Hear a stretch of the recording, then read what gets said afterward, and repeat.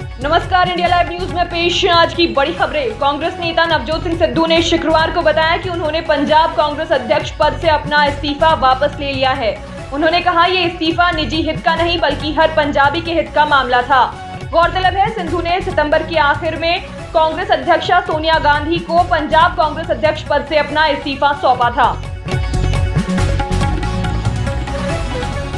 दिल्ली सरकार ने आईटीओ में एंटी स्मॉग गन लगाई है और पर्यावरण मंत्री गोपाल राय ने तस्वीरें शेयर कर बताया है कि दिल्ली में कुल 20 एंटी स्मॉग गन लगाई जाएंगी। दिवाली के बाद कई इलाकों में वायु गुणवत्ता सूचकांक गंभीर श्रेणी पर पहुंचने को लेकर राय ने कहा, बीजेपी के लोगों ने रात में जानबूझकर पटाखे जलवाए थे। तमिलनाडु के विल्लुपुरम जिले में स्कूटर पर लदे पटाखों में विस्फोट होने से एक शख्स और उसके 7 वर्षीय बेटे की मौत हो गई और ये घटना सीसीटीवी कैमरे में कैद हो गई है। इस घटना में 3 अन्य बाइक सवार भी घायल हो गए हैं। बकौल पुलिस, घर्षण की वजह से हीट पैदा होना पटाखों में विस्फोट का कारण हो सकता है। वित्त मंत्री निर्मला सीतारमण ने बैल के सिर पर लगे क्यूआर कोड के जरिए भिक्षा लेते लोक कलाकार का वीडियो ट्वीट किया है। उन्होंने लिखा, भारत की डिजिटल पेमेंट क्रांति लोक कलाकारों तक पहुंच रही है। आंध्र प्रदेश व तेलंगाना में गंगीरेड्डू समुदाय के लोग बूढ़े बैलों को तैयार कर उत्सव के दौरान घर घर जाते हैं और नाद स्वरम के साथ परफॉर्म करते हैं। पाकिस्तानी फैंस ने विराट कोहली द्वारा टॉस के समय मोहम्मद नबी को निर्देश देने का दावा कर आरोप लगाया है कि भारत अफगानिस्तान T20 विश्व कप मैच फिक्स था। वायरल वीडियो में नबी को माइक्रोफोन पर दोहराने से पहले कोहली से हम पहले गेंदबाजी करेंगे कहते देखा जा सकता है। पूर्व पाकिस्तानी कप्तान राशिद लतीफ ने इसे सामान्य चीज बताया है। क्रिकेटर से कमेंटेटर बने आकाश चोपड़ा ने कहा कि बीते 50 साल में ऐसे खिलाड़ी जिन्होंने सभी प्रारूपों में 100 से अधिक मैचों में कप्तानी की है, उनमें विराट कोहली का टॉस रिकॉर्ड सबसे खराब है। उन्होंने कहा, कोहली ने करीब 40% टॉस जीते हैं। सबसे अच्छा रिकॉर्ड राहुल द्रविड़ का है, जिनका प्रतिशत करीब 58 से 60 था। बकौल आकाश, किस्मत कोहली का साथ नहीं देती है। Israeli startup high hopes lab ने वातावरण में जमे कार्बन डाइऑक्साइड को निकालने के लिए बलून विकसित किए हैं। कंपनी के सीईओ नदव मैंसडॉर्फ के मुताबिक कार्बन अपनी फ्रीजिंग पॉइंट के करीब हमारे सिर से 50 किलोमीटर ऊपर पाया जाता है। बकौल मैंसडॉर्फ, कंपनी $100 से कम की लागत से प्रतिदिन 1 टन कार्बन निकालने के लिए ज्यादा बड़े बलून बनाएगी।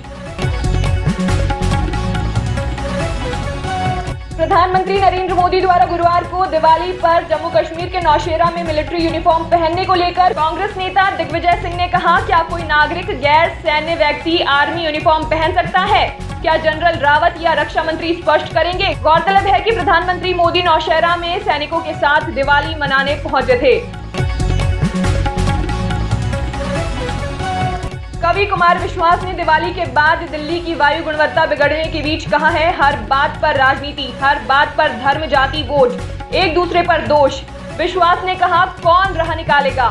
सारे रहनुमा तो अपनी अपनी वोट की चिंता में लगे हैं। हमारी हवा छीनकर छोटे बड़े सरकार अपनी हवा बनाने में लगे हैं। प्रधानमंत्री नरेंद्र मोदी ने केदारनाथ धाम में शुक्रवार को आदि गुरु शंकराचार्य की जिस प्रतिमा का अनावरण किया, उसे कर्नाटक के मैसूर के मूर्तिकार अरुण योगीराज ने बनाया है। अरुण ने बताया, हमने रोजाना 14 से 15 घंटे काम कर 9 महीने में प्रतिमा तैयार की। उन्होंने कहा, मैं बहुत खुश हूं कि पीएम मोदी ने इस प्रतिमा को देशवासियों को समर्पित किया। चीन के बीजिंग ने गुरुवार को शरद ऋतु और सर्दियों के लिए भारी प्रदूषण का पहला अलर्ट जारी किया, जिसके बाद कारखाने में संचालन, भारी स्कूल गतिविधियों और कुछ बाहरी निर्माण गतिविधियों को रोक दिया गया है। बीजिंग में विजिबिलिटी गंभीर रूप से घट गई है और शहर की सबसे ऊंची इमारतों के ऊपर हिस्से दिखने लगे हैं और शहर की सबसे ऊंची इमारतों के ऊपरी हिस्से दिखने बंद हो गए हैं। पाकिस्तान में सिंध के मुख्यमंत्री सैयद मुराद अली शाह ने दिवाली पर अपनी तस्वीर ट्वीट कर लोगों को होली की बधाई दे दी। उन्होंने पोस्ट डिलीट कर दिया, लेकिन उसका स्क्रीनशॉट वायरल हो गया है। एक पत्रकार ने कहा, पाकिस्तान में सबसे बड़ी हिंदू आबादी सिंध में है। अगर सीएम हाउस का स्टाफ दिल्ली होली में अंतर नहीं जानता तो दुख की बात है। एनसीपी प्रमुख शरद पवार ने बताया कि 2 ड्राइवरों ने कोविड-19 से संक्रमित मिलने के बाद महाराष्ट्र के उप मुख्यमंत्री अजीत पवार में भी संक्रमण के लक्षण दिखाई दिए हैं। उन्होंने बताया कि अजीत पवार अपनी जांच रिपोर्ट का इंतजार कर रहे हैं। गौरतलब है कि अजीत पवार के स्टाफ के 2 सदस्य भी कोविड-19 संक्रमित मिले हैं। बीजेपी नेता किरीट सोमैया ने कहा कि मनी लॉन्ड्रिंग मामले में महाराष्ट्र के पूर्व गृह मंत्री अनिल देशमुख की गिरफ्तारी के बाद अब अन्य लाभार्थियों की बारी है। सोमैया ने ट्वीट किया, बेटा दामाद साझेदारों अनिल परब समेत एनसीपी और शिवसेना के नेताओं तक वसूली फंड पहुंचता था। गौरतलब है कि देशमुख फिलहाल ईडी की हिरासत में हैं। कांग्रेस नेता और उत्तराखंड के पूर्व मुख्यमंत्री हरीश रावत ने शुक्रवार को कहा कि प्रधानमंत्री नरेंद्र मोदी ने केदारनाथ में राजनीतिक भाषण देकर बीजेपी की मार्केटिंग की। उन्होंने आगे कहा कि अगर महंगाई और बढ़ी तो जनता अपने गुस्से को बर्दाश्त नहीं कर पाएगी। गौरतलब है पीएम मोदी ने केदारनाथ में 130 करोड़ रुपए की पुनर्विकास परियोजनाओं का उद्घाटन किया। बिहार के मंत्री शहनवाज हुसैन ने राज्य में अवैध शराब पीने से हुई लोगों की मौत पर दुख जताते हुए कहा है कि मामले की विस्तृत जांच की जाएगी। उन्होंने आगे कहा कि अवैध शराब की आपूर्ति करने वालों को बख्शा नहीं जाएगा। गौरतलब है कि मंत्री सुनील कुमार ने 21 लोगों की मौत की पुष्टि की थी। बीजेपी नेता कपिल मिश्रा शुक्रवार को सेक्टर 12A गुरुग्राम के नमाज स्थल पर आयोजित गोवर्धन पूजा में शामिल हुए। बजरंग दल, विश्व हिंदू परिषद जैसे 22 हिंदूवादी संगठनों ने संयुक्त हिंदू संघर्ष समिति के बैनर तले इस पूजा को करने का ऐलान किया था। गौरतलब है खुले में नमाज अदा करने पर यहां बीते कुछ हफ्तों से विवाद चल रहा है।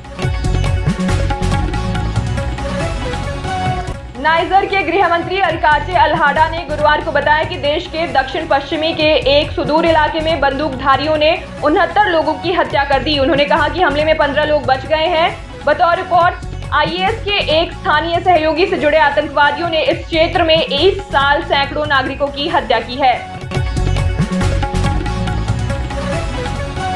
बिहार के मंत्री सुनील कुमार ने बताया कि अवैध शराब पीने से बेतिया में 10 जबकि गोपालगंज में 11 लोगों की मौत हुई है। मंत्री कुमार ने कहा कि बेतिया में 2 अन्य मौतें अवैध शराब से होने की आशंका है और उनकी पोस्टमार्टम रिपोर्ट्स का इंतजार है।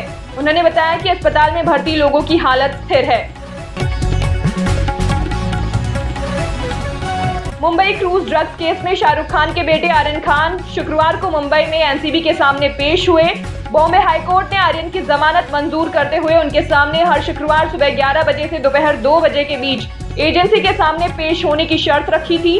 वो 30 अक्टूबर को जेल से रिहा हुए थे।